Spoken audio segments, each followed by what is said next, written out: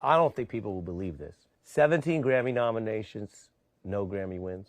17 with no W's. There's a lot of criticism of it for a lot of reasons. I guess when I die, they give me about 5 or 10 of them, probably. I really want one now so I can make it an ashtray for taking so long.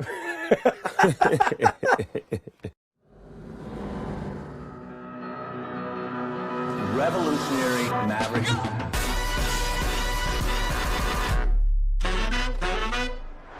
Welcome to Mavericks with Ari Melber, and today our very special Maverick is the one and only Snoop Doggy Dogg. Thanks for doing this. Thank you for having me. How you doing? I'm good, man. Welcome to the compound. Thank you. It's an honor to be here. We walked in and you were playing a new song you've been working on today, so tell me about that and where we are. Well, we're inside the compound. This is my facilities that I've been in for like the past 12 years in Inglewood, California. I'm working on some music with Hit Boy right now. I just dropped an album called Algorithm, but Hit Boy is on Def Jam Records, and he's a family member, and we just feel like making music. Let's start with the Algorithm. The congratulations, new album. It's you. It features a lot of people. It opens by you telling people an algorithm is a process for calculations or problem-solving operations. Especially by a computer. Especially via computer. What does that mean to you, Snoop Dogg, at 50, doing everything you're doing? It just means that certain things need to be shaken up. Like the algorithm is great in certain things, but in music I felt like it was kind of off, so I wanted to get it back on. I thought that the algorithm was based off of a computer telling you what was a hot record as opposed to you feeling what a hot record was. So that's what this project is about. It's about breaking the algorithm and making music feel good as opposed to sound good. How do you break the algorithm? I break the algorithm by being Snoop Dogg, you know, because you can't write me or make me, and you can't really shape me or break me. So the things that I do is my own, you know, calculation of how I move and how I get down, and it becomes something that people want to follow and they want to interpretate and they want to, you know, try to be a part of because it's a great spirit and it's a great vibe. Here you are at 50 with this new album and a new supergroup and leading a Super Bowl performance and all these other business projects. And on the algorithm we checked, you've got artists ranging in age from 23 to 55, which is very Snoop. Do you get something different based on the age of the person you're collaborating with? I think I get a spirit. It's all about spirit and what the person brings as an artist and vocally. You know, what their voice sounds like in the mix with the music. Every artist is a instrumentation to the music. It's not a artist or a vocalist. It's a piece of the music that just complements it. So when I'm picking and choosing the people to work with, it's never about age or anything. It's about feel, what it feels like. This person feels good. I think they should be on this record, and we make that thing happen. One thing that those of us who followed you, I've followed you my whole life because I've met you before and told you I grew up on you. And so we feel close to you. I'm sure a lot of people feel close to you in different ways. But you've continued to evolve, grow, and transcend. Right now we're talking, you have Def Jam here on the beanie. You have this role there, executive, creative, and strategic consultant. In addition to everything else, why is that important to you to do right now? That's very important. That's the job that I wanted. I went and met with Lucian Grainge and told him I wanted that position, and I wanted to help Def Jam, and I wanted to help the music industry. Because I feel like I got so much wisdom and information and guidance that it's selfish for me to hold it to myself as opposed to, you know, spreading it out to the youth that want it, as well as to the established artists that don't know how to get it. So I just put myself as a, you know, a platform to help others and a spotlight to put on the talent that needs to be put on. And I felt like Def Jam is a cornerstone of hip-hop. It means so much to me being a fan of it. And I didn't have a job at the time, so I wanted a job. So, you know, just like a man that likes to work, what does he do? He goes and tries to find a job that fits his, you know, abilities and capabilities. And that was the best thing for me, to be in a record company, to be able to help out other artists, and then at the same time, to put out some of my new music at the same time. Yeah. So giving me a chance to still be fresh and fly, and then give opportunities to new artists as well. You were on the hiring side of the table in the song where you're interviewing Lil Dicky for him to work in hip-hop. I guess Lucian's on the other side of the table for this. Yeah. Is Lucian the most powerful person in music? I think he's one of them. I think he's one of the most powerful people in the music industry, and he doesn't abuse his power. I love the way he conducts himself and the way he runs his business and the way he allows us to do what we do. So it was a pleasure and an honor to meet him and to finally be able to get up on him and see what he was about, and for him to let me exercise my skills and do what I'm doing. So it's a beautiful partnership. So walk us through what you do in that role. You're talking to a Dave East, you're counseling a Benny the Butcher. What does that involve? Well, what that involves is, like, for example, Benny the Butcher, right? He was an artist that was dope, that Def Jam had tried to get once upon a time but couldn't get him. So I felt like I could get him. So I went and sat down with him, talked with him, asked him what he wanted, and gave him what he needed. And now he signed to Def Jam Records. Like certain artists like Jadakiss. I knew Jadakiss was hot for many years. Me and him got a bunch of records together. So when I did that record with Benny the Butcher, I wanted Jadakiss on it because he was a part of the family. When I flew to New York, I wanted to work with Fabulous and Dave East. So I grabbed them, brought them to the studio, put on some music, and we made a hit. It's just about brotherhood and just coming and showing up, pulling up, having my hands on it, being instrumental, being a set of ears, being a set of eyes, and also listening as well. Not just so much just giving direction, but sometimes taking direction from the artist and being able to help them implement their play to the building so that way it's understood and relayed the right way.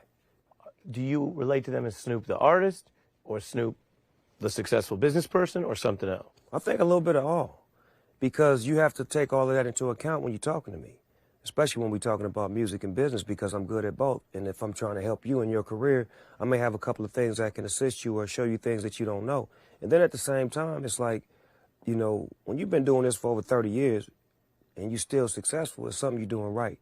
So a lot of times they just look at that and they say, well, we love the way your career has gone and we love what you do because you're so upfront and personal with how you get down, how you could do something from, you know, Sesame Street to damn near rated R or rated X, because that's the world that I'm in. I'm in a world where I can go from bottom to top because it's all me and it's not me trying to play a part. It's me just playing me.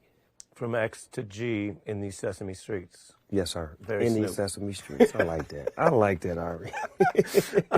And then you go to Mount Westmore. Yeah. Again, you joke, oh, you didn't have a job, but you're busy. These are artists that are more in your peer group, I think. Definitely some of them from back in the early California 90s. Right. Why bring, you know, E40 and Ice Cube and Too Short together for this? Well, the pandemic brought us together. It was the pandemic and we were all just sitting at home and we wanted to make music and we always been family. We always went on the road together. So we just decided to start making records together. And E40 came up with the name and Too Short came up with the idea as far as us doing it. So once we started doing it from our homes, the record started feeling good and sounding good.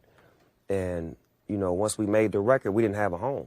But once I got the Def Jam job, I settled in and seen how everything was going. So I was going to slide one of their songs onto the Algorithm album to position their album. And it worked out just fine. Big Subwoofer is at 9 million streams. It's doing very well. It was the kickoff single for Algorithm. I don't want to do the old head, new head thing, but you've lived this. Some of the names you just mentioned, Too Short sold the cassettes out of his trunk. Yeah. It is different now that some people can get hot so quick, and they didn't have to put in the time that some of you and your peers did. Right. Do you think about that? Does that make a difference? No, it don't make a difference because what we do is we treat ourselves as the Rolling Stones or the Beatles. So we look at ourselves as rock stars. We don't look at ourselves as rap stars. So to get to this level, it takes a lot, and we try to be an example for those who following us. If you look at all of our careers, all four of us, you got over 120 years of music. You got 30 or better from each one of us. Too Short started in 85, 86, Cube 86, 87, E40, 88, 89, Snoop Dogg 91, 92.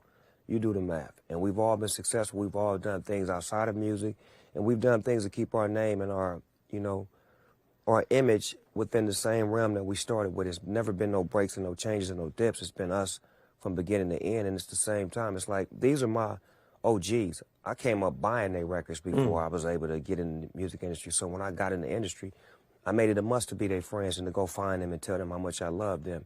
And this is just full circle, how much we love each other, to say that we so far in our careers, we're doing so well individually, but to take that ego and put it on pause, to say that I want to formulate a group to show the youngsters that you can come together, that you can be a peaceful group to make music and do concerts where nobody gets hurt, nothing goes wrong. We just did 3 concerts, Ontario, Chicago, and Kentucky, all sold out, peaceful, no violence, people drove home safely, no drunk drivers, none of that. So it's like it's the projection that you bring as an artist that your audience gets. And I feel like we're at that point now to where we're able to settle in and let our fans have a good time with us while we perform. There was this dividing line in your life that is in your music that people know about that case, and the song Murder Was the Case and the film and everything else. we dug up just a little bit of how that was being covered at the time. I'm going to play this for you. Rap star Snoop Dogg consistently makes headlines both for his best-selling records and for his high-profile legal troubles. Lately, it is the legal problems, charges he was involved in a Southland murder that have taken the spotlight. Next month, he goes to trial for his alleged involvement in a Southland murder. And I'm not hard to get along with, I'm not hard to deal with.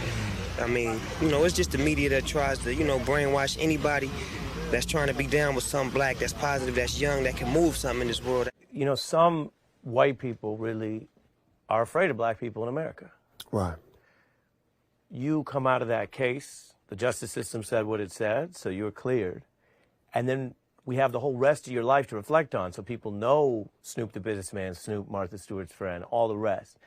Do you think it's important that Americans understand that a lot of other people who are in that position, being defined by the justice system or the media, that way might have so much more to them?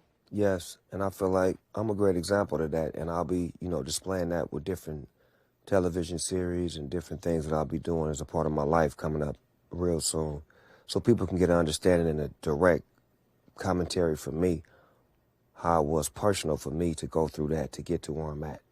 You mentioned projects. Are you working with 50 Cent on anything?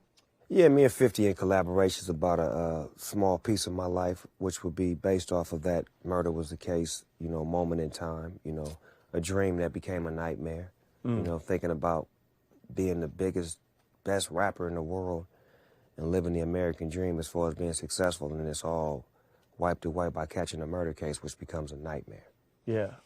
Do you remember the feeling of that stress or duality? Because at the time I read it was the first debut album to debut at #1 at the time. So that's like the best musical beginning you could have.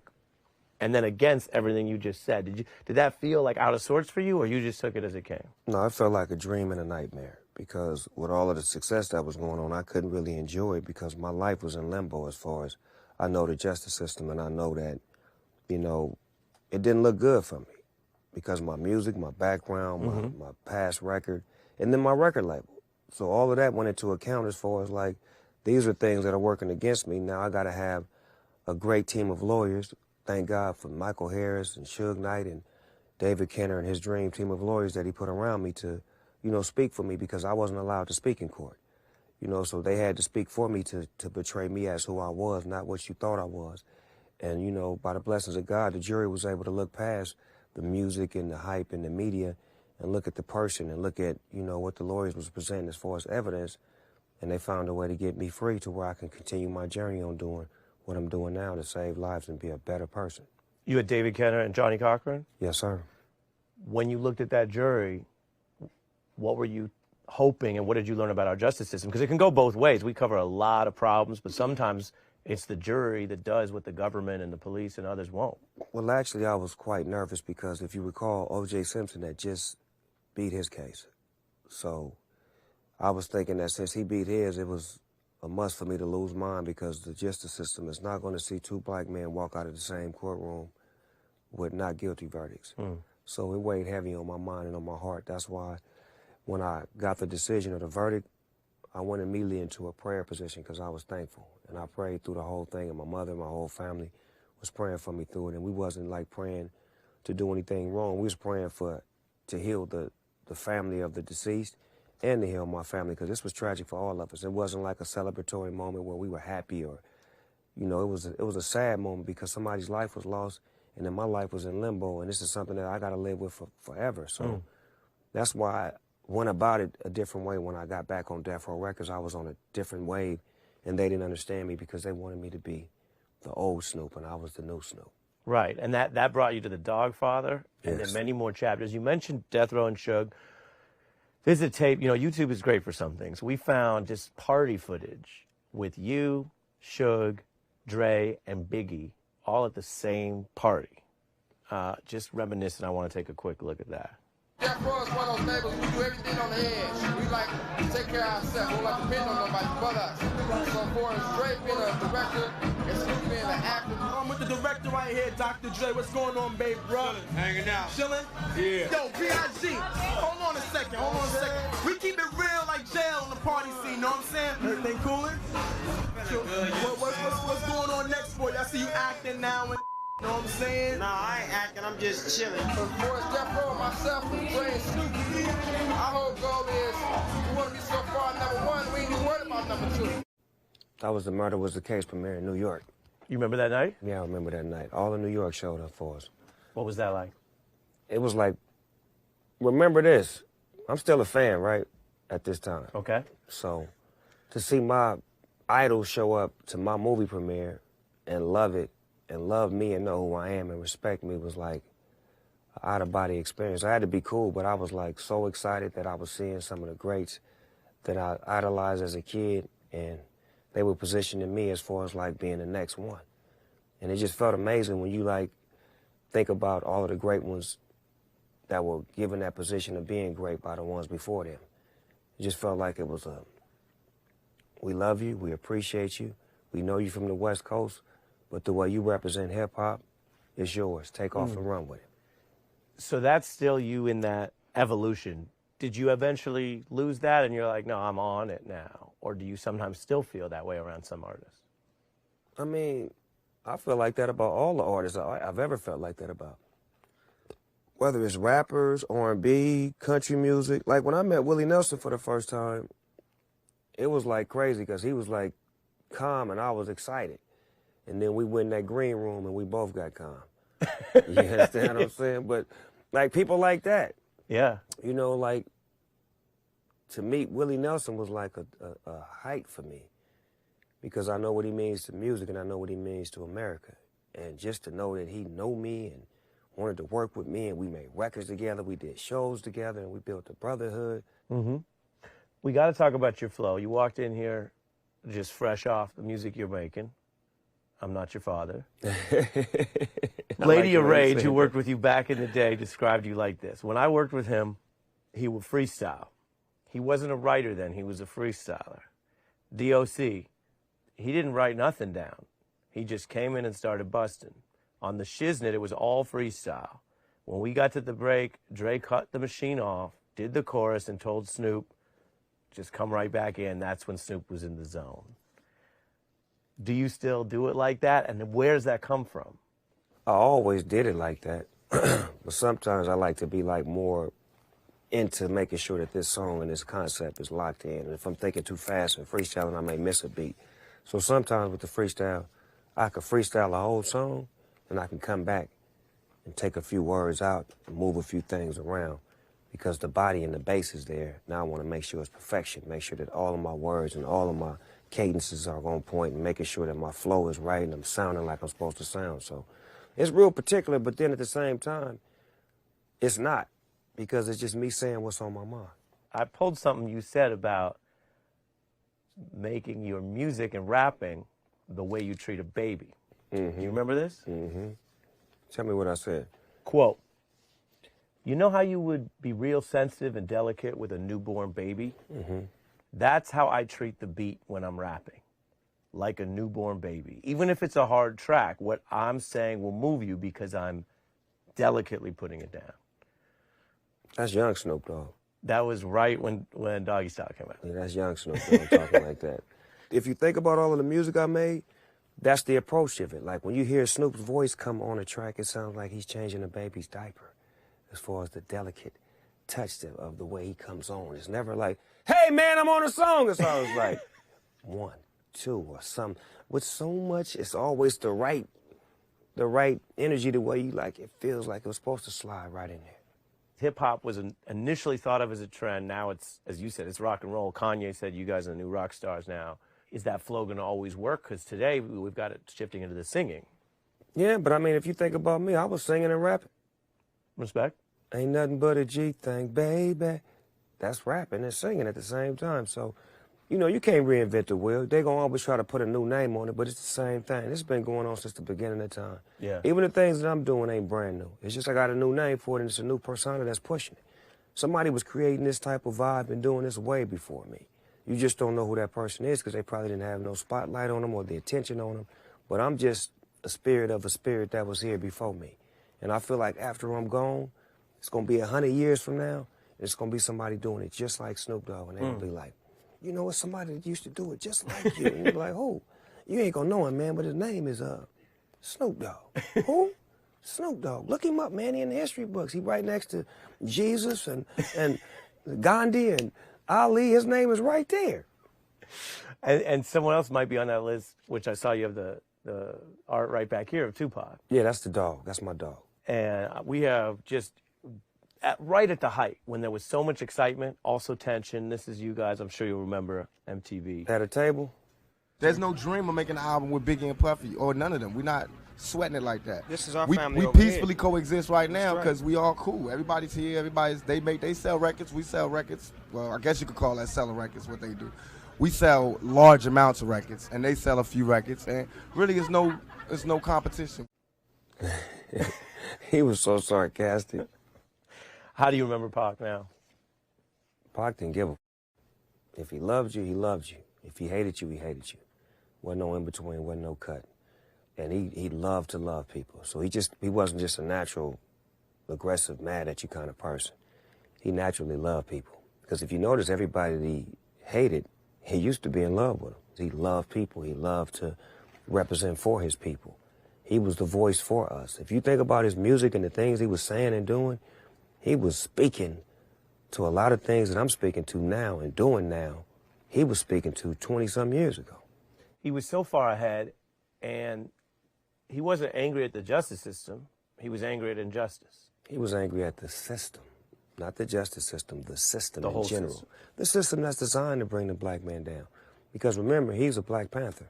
So he's seen it directly as far as how the Black Panthers was organized to help out the black community, put back into helping the kids and just structure us as far as having our own values and the way we live. And then you see Edgar Hoover, it's documented now. They killed him. They killed him. So how you think he's supposed to feel when the only, let's imagine like our positive role models, the football players and the basketball players and the athletes and the entertainers, and they decide to come together and say, okay, we're going to help out our people. And all of a sudden the government kill them. How do you think their kids are going to feel about the next generation? Mm-hmm. So that's the way Tupac felt. That's the way we felt. But just not feeling that way, we made a difference. We was able to do something. We was able to have a voice. We was able to move mountains. We was able to unite people. And we was able to even unite color lines because Tupac loved all peoples, and I love all people. We didn't just make music for black people. It was just we were trying to help black people because we seen what was done to us when we tried to help each other. And those facts were there and documented, but so much of establishment America and white America lied about it or ignored it. And we've had a little bit more of this reckoning in the last few years, along with rising hate. But you mentioned the Malcolm X case. You've got the actual prosecutors and FBI clearing people that were set up and talking about police misconduct and wrongdoing. You've got more videos now of the things that were obviously documented back then. We have some of Pac on all these issues I want to play for you because it's one thing to be right at the time. It's another thing to be ahead of your time. Mm-hmm. And we were just preparing this and thinking about speaking with you, Snoop. So much of this is so ahead of the time of what some people are only waking up to. So I want to play this for your thoughts. I don't want to be 50 years old at a BET, We Shall Overcome Achievement Awards. You know what I'm saying? Not me. Every time I speak, I want the truth to come out. You know what I'm saying? Every time I speak, I want to shiver. The same crime element that white people fear, we fear. So we defend ourselves from the same crime element that they scared of. It's not my liking for guns. What about the NRA? We all have a right to bear arms. I have that. I have that same right as you do. Just because I'm black doesn't mean I shouldn't have a gun. I have a legally owned gun. All the society is doing is leeching off the ghetto. They use the ghetto for their pain, for their sorrow, for their culture, for their music, for their happiness, for their movies. I definitely feel for the mothers. I think that what we need to do as a community is start taking control back of our communities. We just need to regulate it so that we can at least have like a peaceful zone where we can all be cool, you know, or else we're gonna all die. We're gonna all be destroyed. Well, we asked 10 years ago. We was asking with the Panthers. We was asking with them, you know, with the civil rights movement. We was asking, you know, now those people that were asking, they're all dead and in jail. So now what do you think we're gonna do? Ask? Fuck no. Now you get it. Even watching that, my spirit is bubbling right now. Like I feel like somebody up from just hearing that. Just because I know that it puts me in that era, in that zone when our voice didn't matter back then. things we were speaking to as far as corruption and violence and all that, they would take it and reverse it back on us as if, no, you got a problem. You're violent. You're this. You know, America's violent. We was peaceful. The Black Panthers was put together to bear arms and do all this peaceful stuff. Y'all came and shot them down and knocked them down. And now we don't have a voice. And now when we try to speak as rappers, you want to lock us up and say our music is making people kill each other and this and that. And then we can't bear arms. Like all the stuff he was speaking to is happening right now. But this is 25 years ago. So it's like if we don't stand up and make a difference and make a change, it won't change. So that's why we do what we do and we're moving like we're moving right now. Yeah. Where would he be now, do you think? Right where I'm at or further. Does it strike you that many young people today born after he died, they still come to him and his words and his music? Well, I mean, you got to think about it. It's the gospel. I mean, he was all about the people. Tupac was in the streets, for the people. Like, that's why he could click with Death Row so fast, because he was already engaged with the public in the streets. The people already loved him. He just needed a home. So one thing about him, he's like he said, whenever you think about him and the vocals coming out of his mouth, it's truth. Yeah. So if you want the truth, you go to your historians and you go find truth, and it's Tupac. That's why they teaching Tupac in colleges. They teaching Tupac in different universities around the world as far as the rhymes that he wrote and the quotes that he said are being taught as far as like education. Yeah, it's really something, especially looking at what was cut off, so what more there would have been. Right, at 25 years old, just imagine what he was doing at 25. That was 25 years ago. So he only got to live half of what I'm doing. Yeah. But he was so far ahead of the game that things he's saying from 25 years ago resonate right now. Yeah, absolutely. I have a couple Snoopisms here for you, because, you know, we study the dog. To survive in a dangerous environment, you have to have fear or respect. What does that mean? Wow. That's like certain, like when we grew up in the hood, certain gang members would run the neighborhood based off of fear, and some would run the neighborhood based off of respect. The ones who push fear would be aggressive, violent. When you seen them coming, you could possibly, something can happen to you. The ones with respect, you respected them so much that you would not do anything to violate to make them put hands on you or to be violent with you. So it was just two levels of fear or respect. And I've always wanted respect more than fear, because when people fear you, they want to do something to you. It's easy to hate, but hard to love. It's so easy to hate. You can just hate somebody off of nothing. But it's hard to love, because you got to pull back your pride and your emotions and your ego to actually say that I actually love that person. I'm into what they're doing. I didn't create that, but so what? It's still amazing. So I feel like it's a double sword, but it's so much easier to hate and it's so hard to love. But I try to put the easy side on love and the hard side on hate. Yeah. I don't give a fuck about no beat.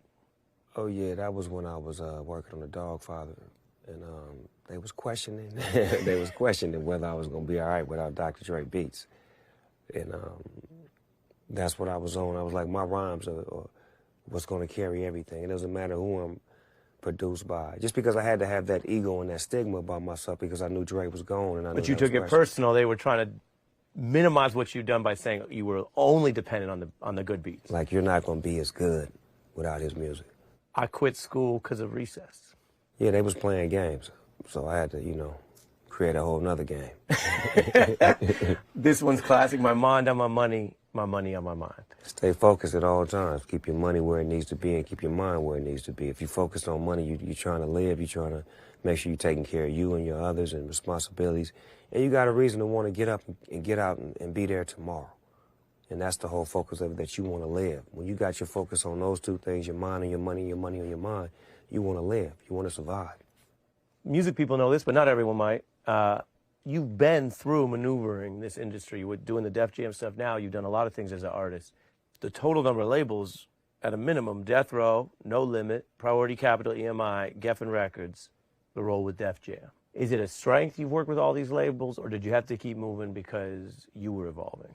I think it was a strength. Relationships, because a lot of those people from these labels have shifted into bigger positions and bigger roles, and they remember me when I was young Snoop. They remember me when I was hot Snoop. They remember me when I was cold Snoop. They remember me when I was trying to figure it out Snoop. So, you know, it's a beautiful story, like to see the journey.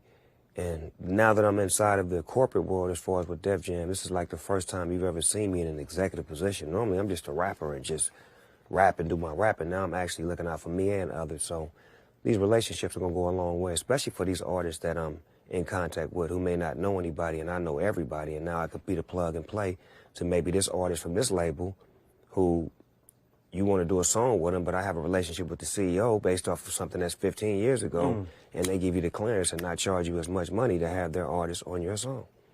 It's like Biz Markie said, all samples cleared. You better know it. Hard to do sometimes. Come on now. Rest in peace, Biz, my guy. R.I.P. 100. This is one that's funny. I don't think people will believe this. First of all, is this true? 17 Grammy nominations, no Grammy wins. I got it, let me see. That's what they be giving me every time, but won't never give me the award. But this is like the little Grammy little... That's, you got 17 of those, which is hard to get. 17 with no W's. With no W's. No W's. But you don't hear me complaining or crying about it.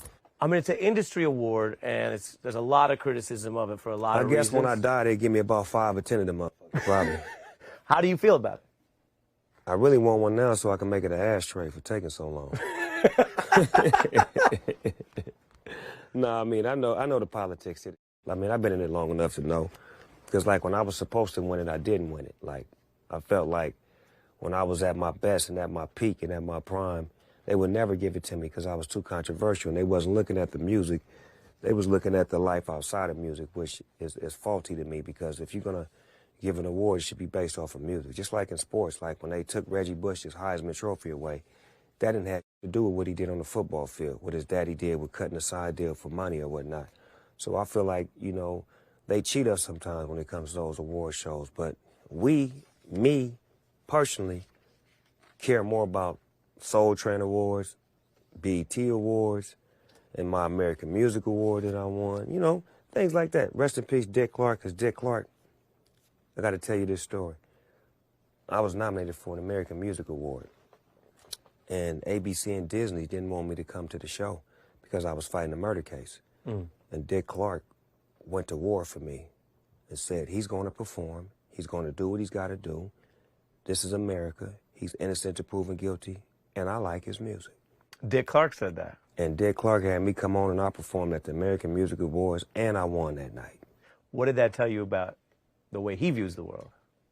Man, it made me love Dick Clark that much more, man. Like, just because as a kid, when you was watching American Bandstand, you're like, oh, I'll never be on that show. This is so far away from me. But then to be able to make music and to have my song talked about by him and him go to war and say, no, he's coming. And then when I got there that day, he was waiting on me. He was waiting on me, man. I'm like, man, Dick Clark is waiting. Hey, Snoop Doggy Dogg, come on in. He was like, laid it all out for me. We chopped it up for like 30 minutes.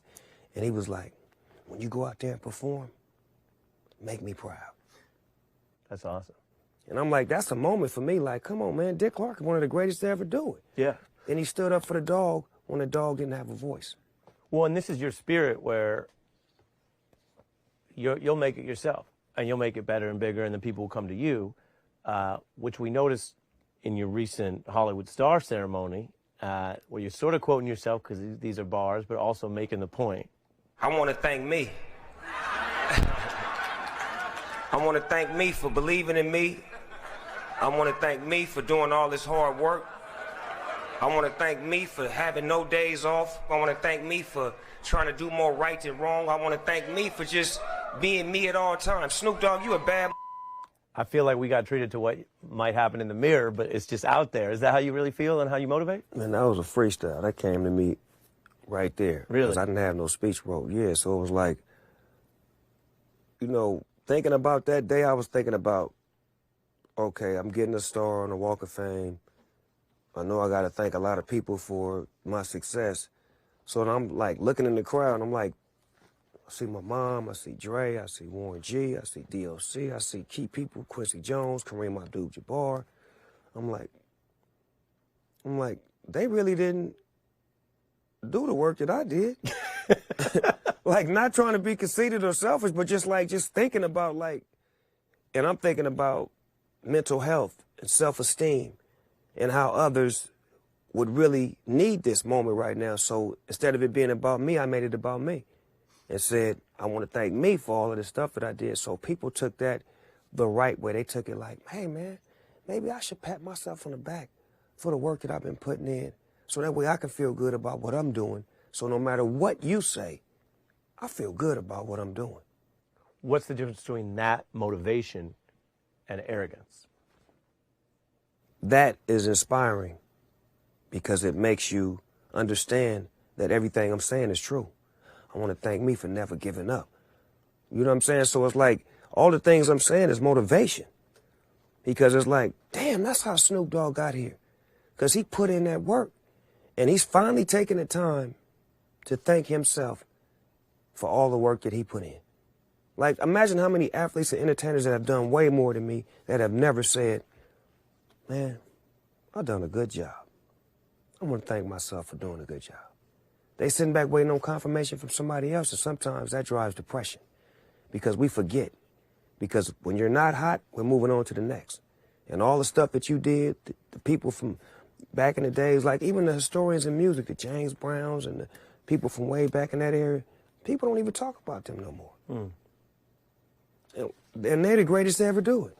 People just across walks of life around the world, they feel something from you. You seem so yourself. So right. I don't know how to ask this other than to say, do you know how you are so you despite being really globally famous? Do I know how? How you stay you?